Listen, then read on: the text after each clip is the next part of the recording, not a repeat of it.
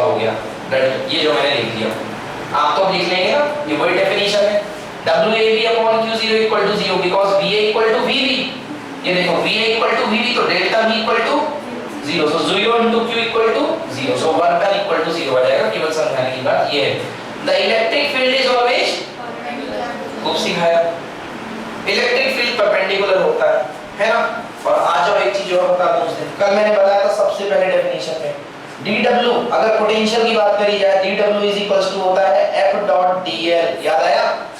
Electric field perpendicular होता है ना। तो यदि यहां से लिखा जाए F को लिखा जा सकता है QE dot dl, F equal to QE, ठीक ना, E डॉट dl, Q बाहर आ गया बच्चों, E डॉट dl। हाँ देखो, इलेक्ट्रिक फील्ड और length vector, radial vector, length vector, जो भी कहना हो कह लो। अब जैसे आप सरफेस में हो तो इलेक्ट्रिक फील्ड ये जा रहा है और लेंथ वेक्टर क्या होगा, dl क्या होगा, ये टेंजेंशियल। अभी देखो इस लाइन पर पढ़ा है, the electric field is always perpendicular to the element dl। देख लो ध्यान से, नई चीज आ रही है। Electric field is always perpendicular to the length dl, element dl, मतलब E और dl के बीच का एंगल कितना होता है, 90। तो जब इसको ब्रेक करते हैं vector A dot vector B को, तो आता है mod A mod B cos theta.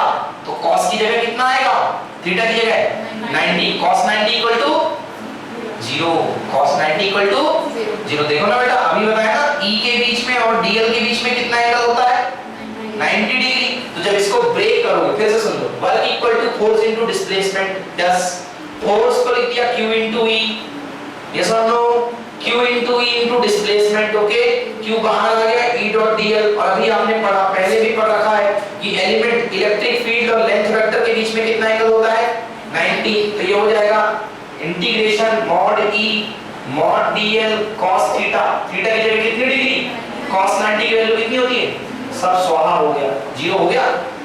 इसलिए बोलता हूं वर्क डन इक्वल टू कितना हो गया, 0। आप 10 तरीके से पूछेंगे, 10 तरीके से आंसर आ जाएंगे। So work done equal to 0, okay. So electric field is perpendicular to the element dl of the equipotential surface, so no work done on the equipotential surface. समझ गए? हां, ये नोट करो क्योंकि ये नहीं मिलेगा आपको कहीं, ये नोट करिए, नई बात है, इसको नोट करिए। अरे यही मिल गया तो चलिए, work done is equals to, फिर वही गलती, 3 दिन से गलती हो रही है यार, F डॉट dl बोल रहा हूं मैं ना, work equals to force into displacement. बाद में मैंने समझदारी दिखाई, Q बाहर निकाल लिया क्योंकि F equal to Q into E होता है, okay. E dot dl cos theta equal to 0 because theta equal to 90 degree, theta equals to 90 degree.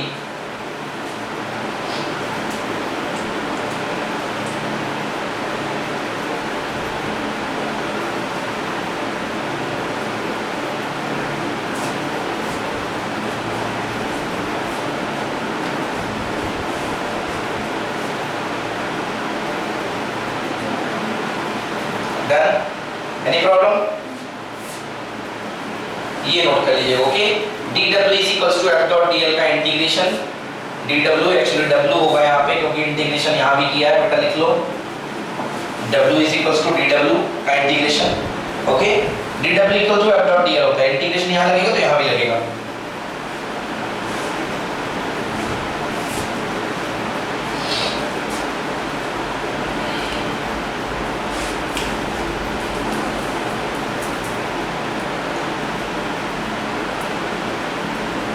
Written? Okay. Now, equipotential surface indicate region of the strong or weak electric field. हाँ, electric field is defined as the negative potential gradient. ये मैंने बताया था, potential gradient, potential का बदलाव, minus dV by dr. E is equals to minus dV by dr. मतलब electric field की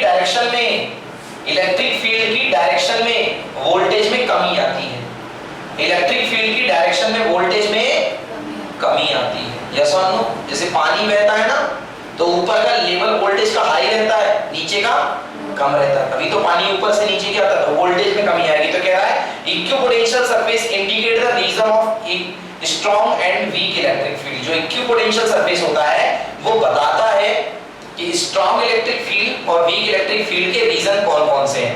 electric field is defined as the negative potential gradient, मतलब E = -dV/dr -dV/dl, hence E = -dV/dr और E = -dV/dl। Okay, हाँ next, अब यहाँ पे एक नई चीज इन लोगों ने एंट्री मार दी यहाँ पे, dr = -dV/E। यस, देखिए क्या था, क्या पढ़ाया, E = है -dV/dr। यस, तो dr = -dV/E। dV is constant, कि dV is constant, so dr is inversely proportional to E। dV is constant, मैं तो कहता हूं इक्विपोटेंशियल सरफेस में पोटेंशियल कांस्टेंट का वो तो जीरो रहता है, फिर भी ये dV = constant क्यों लिखा? Since dV is constant on equipotential surface, so dV is inversely proportional to E। अच्छा, V constant रहता है, dV तो जीरो रहता है, V constant हो गया, dV constant हर जगह तो नहीं होगा, मतलब कुछ फील्ड में हो जाएगा। If E is strong, dr will be strong. The separation of the equipotential surface will be smaller, that is equipotential surfaces are crowded and vice versa।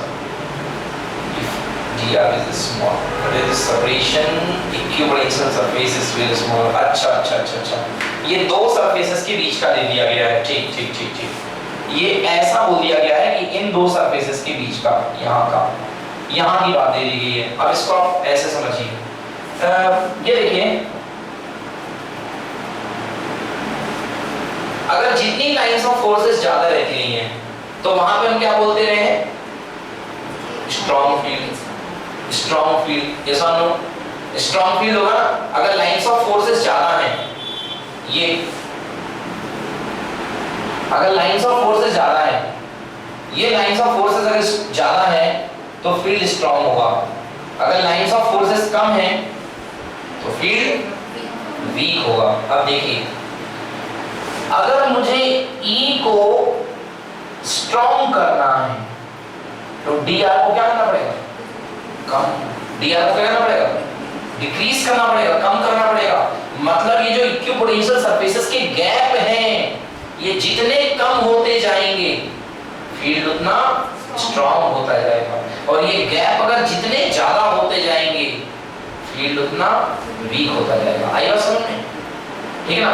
तो dr is inversely proportional to E, अगर E बढ़ेगा तो dr घटेगा। समझ में आया? If E is strong, large, dr will be small, so the separation of the equipotential surfaces will be smaller, that is equipotential surface are crowded। अगर आपका field strong होगा तो इक्विपोटेंशियल सरफेस क्या होंगे, क्राउडेड होंगे, है ना? और अगर आपका फील्ड वीक होगा तो इक्विपोटेंशियल सरफेस दूर होंगे, रेयरर होंगे। आई बात समझ में ना? ठीक है ना? चलिए, ये हो गई बात। Yes, two equipotential surface can not intersect. वही अगर दो इक्विपोटेंशियल भिड़ गए एक दूसरे पे तो ये इक्विपोटेंशियल सरफेस V1 वाला है, मतलब इसके पूरे जगह पे कितना है, V1, हर जगह पे कितना फैला हुआ है, V1, और ये इक्विपोटेंशियल सरफेस V2 वाला है, मतलब हर जगह पे कितना है, V2, मतलब इस पॉइंट पर कितने पोटेंशियल हो गए, दो, V1 और V2। एक पॉइंट के दो पोटेंशियल पॉसिबल नहीं है, एक पॉइंट पर दो पोटेंशियल पॉसिबल नहीं है, क्योंकि अगर एक पॉइंट पर दो पोटेंशियल होंगे तो उनके कॉरस्पॉन्डिंग दो इलेक्ट्रिक फील्ड भी होने चाहिए। यस और नो? ठीक है ना? तो लिखेंगे two equipotential surface cannot intersect। If two equipotential surface intersect, then at the point of intersection there will be two values of electric potential, which is not possible। Okay? Refer to the properties of electric lines of forces। पुराने वाले को देखें। Note, electric potential is a scalar quantity, whereas potential gradient is a vector quantity। भाई potential gradient होता क्या है? potential का बदलाव। क्या होता है ये? Electric field. क्या होता है ये? Electric field. ओके, तो electric potential is a scalar quantity whereas potential gradient is a vector quantity. The negative sign of the potential gradient shows that rate of change of potential with distance is always against the electric field intensity. ये negative sign show करता है कि rate of change of potential में बदलाव हमेशा electric field के opposite होता है, इलेक्ट्रिक फील्ड के अपोजिट होता है। समझ में आया? पोटेंशियल में बदलाव मतलब जिस तरफ पोटेंशियल बढ़ेगा उस तरफ इलेक्ट्रिक फील्ड में डिस्टेंस के साथ कमी आएगी। हमेशा बस ये याद रखना कि potential E equals to minus dV by dr। आप ज्यादा डिस्कवरी में मत जाओ, आप सीधे इतना देखो E is equals to minus dV by dr। क्या शो कर रहा है कि इलेक्ट्रिक फील्ड हमेशा पोटेंशियल के चेंज का अपोज करता है, नेगेटिव होता है। Negative sign of potential gradient shows that the rate of change of flow, the rate of change of potential with distance is always against, उल्टा किसके होती है? फील्ड इंटेंसिटी के। समझ गए ना? पोटेंशियल में जो चेंज की डायरेक्शन होती है वो फील्ड इंटेंसिटी की अपोजिट होती है। ठीक है, बहुत डिटेल में बता दिया है। चलिए लास्ट है इलेक्ट्रोस्टैटिक पोटेंशियल एनर्जी। बस जहां पर VQ को 1 कर देते हो Q को 1 मत करो। पिछले साल याद करो gravitational potential energy G m upon r, फिर उसके बाद m को 1 कर दिया तो पोटेंशियल आ जाता G m अपॉन r। यहाँ पे अच्छा क्या है भाई? इलेक्ट्रोस्टैटिक पोटेंशियल एनर्जी, चार्ज को यहाँ तक लाने में कितना वर्क किया गया, यही है इलेक्ट्रोस्टैटिक पोटेंशियल एनर्जी। पहले क्या निकालते थे? पोटेंशियल। अब भाई कुछ नहीं है, work done is equals to work का फार्मूला जो चार्ज लेकर के आए हो, ये सोर्स चार्ज नहीं जो बैठा हुआ है, सोर्स चार्ज के कारण पोटेंशियल तो निकाल लिया उस पॉइंट पर। पोटेंशियल कितना है? V। कितना पोटेंशियल है? V। अब जो चार्ज को लेकर के आए हो वो कितना है? Q test. क्या है?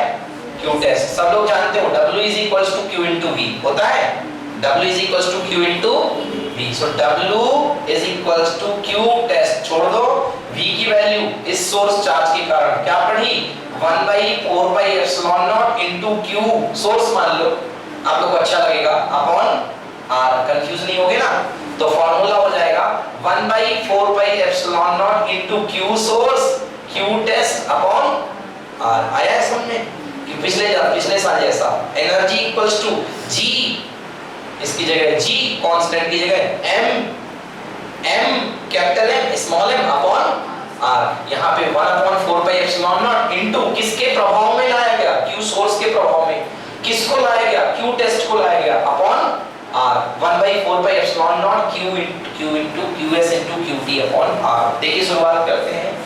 The work done is moving charge Q from infinity to the point P। कितना नाटक है, शुरू में उसी Q को 1 रखते हैं यूनिट चार्ज के लिए, अब वापस उसकी वैल्यू Q रखवाएंगे, है ना? पहले उस Q को डिवाइड करते हैं कि यूनिट आ जाए, पोटेंशियल नापते हैं नन्हे मुन्ने को भेज करके कि वो कॉन्फ़िगरेशन ना बिगाड़े, इसलिए 1 को भेजते हैं कि जा बैठ वहां पे चार्ज चेक करके आ।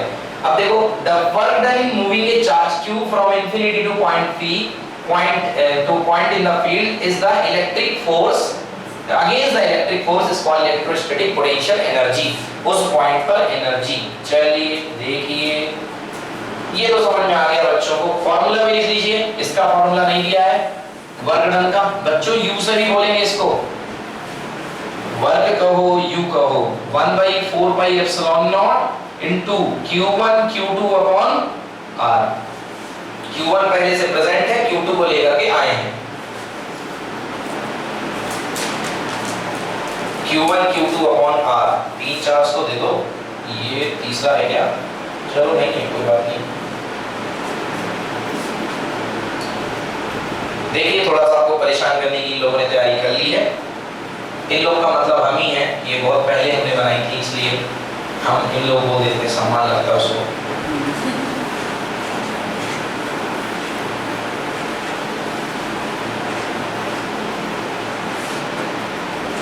देखिए work done electrostatic potential energy of the two charge system. हाँ भाई वही है, टू चार्ज सिस्टम मतलब Q1 और Q2 मतलब फॉर्मूला यही है।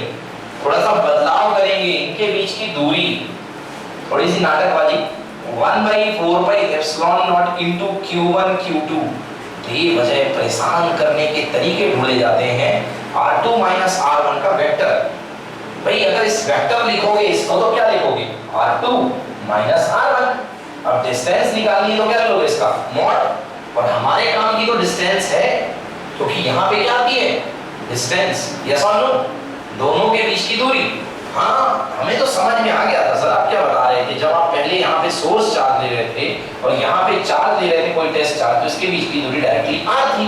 अब आपने इसका नाम ले लिया, वेक्टर का नाम R1, इसका नाम है R2। तो इतनी फिजिक्स तो हमने भी पढ़ी है कि ये होता है R2 माइनस R1 का मैग्नीट्यूड। मैग्नीट्यूड इसलिए क्योंकि हमें यहाँ डिस्टेंस चाहिए।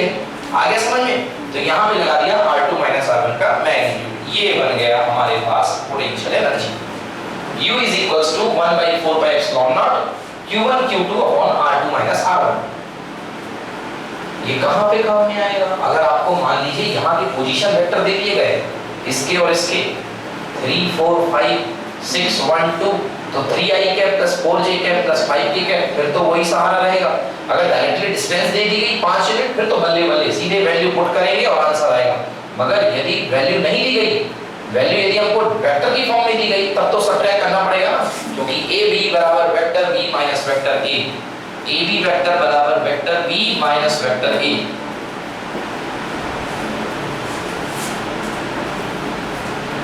हाँ, ये लीजिए एक और नया इनका ढोंग। देखिए R2 माइनस R1 को लिखते हैं R12, दोनों के बीच की दूरी। ये लीजिए हमने लगा दिया मॉड R12, ठीक है। R12 is equals to R2 minus R1। अभी मैंने लिखा था वेक्टर AB बराबर B minus A। So R12 is equals to R2 minus R1। Q1 Q2 1 by R2। Clear? चलो देखता हूँ कितना सीखा आप लोगों ने। एक क्वेश्चन आता है इसके पहले, अगर मेरे पास इस सिस्टम में 3 चार्ज हो जाए, एक तीसरा चार्ज आ गया Q3, बताओ इस सिस्टम की इलेक्ट्रोस्टैटिक पोटेंशियल एनर्जी क्या होगी? कौन बताएगा? कितने देर में? मैं 3 फार्मूला बोल दिया होता। अगर इस सिस्टम में 3 चार्जेस आ गए हैं तो इस सिस्टम की पोटेंशियल एनर्जी बताइए, सिस्टम की। यस, हाँ, कुछ